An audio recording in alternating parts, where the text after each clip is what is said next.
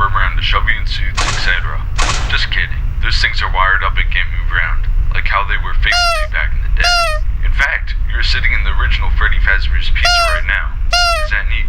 The owners of this location sold the property to Fright Incorporated while they're looking for a place to build their new attractions. So what a coincidence that the old pizza place was here. How perfect for an old creepy restaurant to be in this exact area. The land was very cheap too. I mean, the building was so messed up that they had to either destroy it or attempt to renovate it. Of course, they were going bankrupt, so they decided to try selling it, leading to where you currently are. Speaking of the building being in poor condition, we've had to work in renovating parts of it already.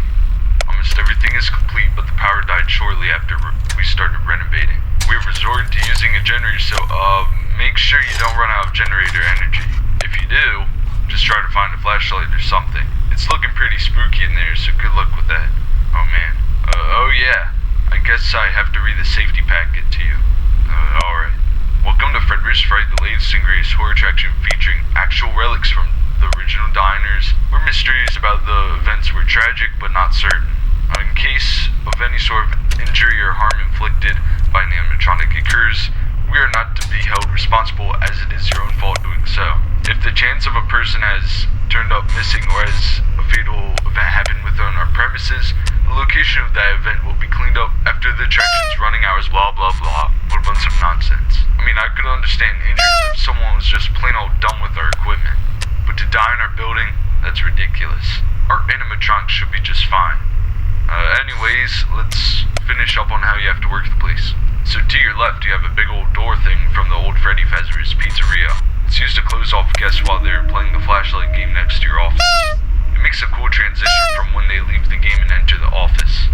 And finally, to your right, you have a false vent that you can shut once the guests have exited. We don't want them coming back through, or something like that? I don't know. Alright, I'll leave you to it now. See you on the flip side.